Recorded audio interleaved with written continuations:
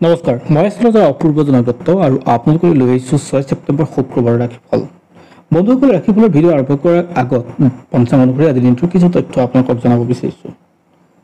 আজি হ'ল 6 ছেপ্টেম্বৰ 2024 শুক্ৰবাৰ। অসমীয়া লেখেৰে 1431 ভাস্কৰাব্দৰ 20 ভাদ। আজি সূৰ্যোদয় পুৱা 5:07 আৰু সূৰ্যাস্ত সন্ধিয়া 5:35। আজি তিথি হ'ল শুক্লা তৃতীয়া তিথি, নক্ষত্ৰ হ'ব হস্তা, যোগ শুক্ৰ আৰু কৰণ হ'ল গড়কৰণ।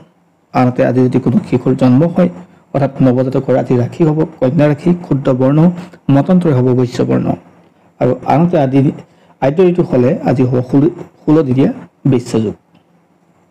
বন্ধুসকল, ৰাশিফলৰ মূল ভিডিঅ'লৈ যোৱাৰ আগত আপোনালোকৰ এটা সৰু অনুৰোধ, যদি ফেচবুকত আমাৰ এই ভিডিঅ' চাইছে তেনেহ'লে পেজটো ফ'ল' কৰিব, যদি ইউটিউবত চাইছে তেনেহ'লে চেনেলটো ছাবস্ক্ৰাইব কৰি কাষত থকা বেল আইকনটো প্ৰেছ কৰিবলৈ নাপাহৰিব, যাতে অনাগত দিনত আমাৰ এষ্ট্ৰলজিৰ ভিডিঅ'সমূহ আপুনি সহজে পায়।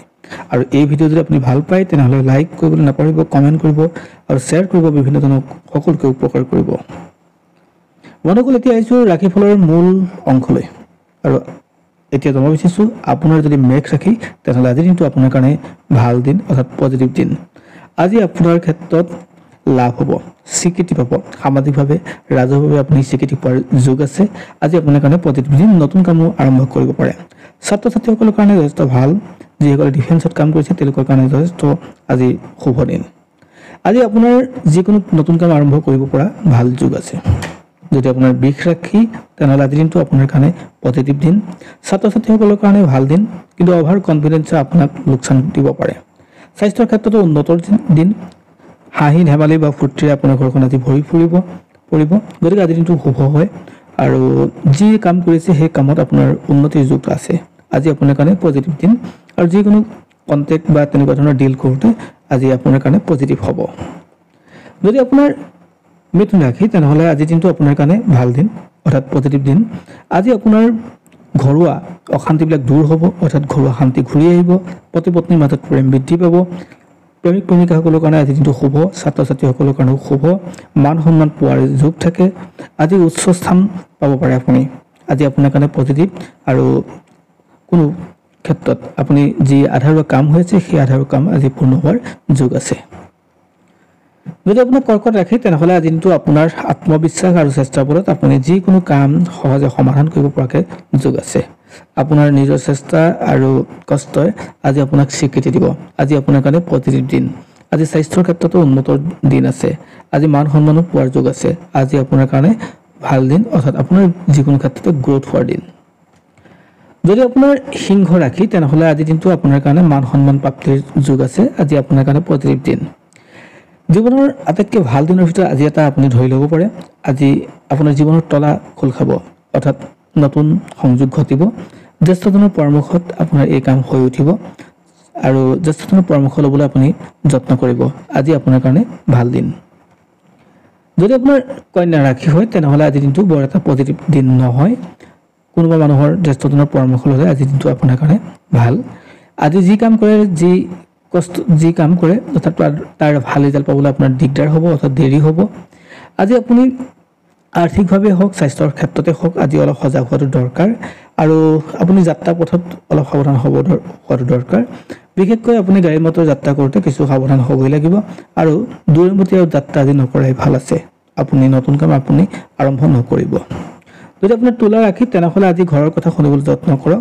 ঘৰৰ মানুহৰ কথা আজি যদি নুশুনে তেনেহ'লে আপুনি বিপদত পোৱাটো নিশ্চিত হয়। স্বাস্থ্যৰ ক্ষেত্ৰতো আপোনাৰ আজি বৰ এটা ঠিক নাথাকে। আপোনাৰ বিশেষকৈ পিতৃ মাতৃৰ স্বাস্থ্যত অলপ সজাগ হ'ব। ঘৰুৱা অশান্তিবিলাক আপোনাৰ বৃদ্ধি পাব আৰু স্বাস্থ্যৰ লগতে আপোনাৰ আৰ্থিক দিশটো অলপ কষ্টকৰ হ'ব। গতিকে টকা পইচা ইনভেষ্ট কৰোঁতে হওক বা খৰচ কৰোঁতে অলপ সাৱধান হ'ব। নতুন কাম আপুনি আৰম্ভ নকৰিব।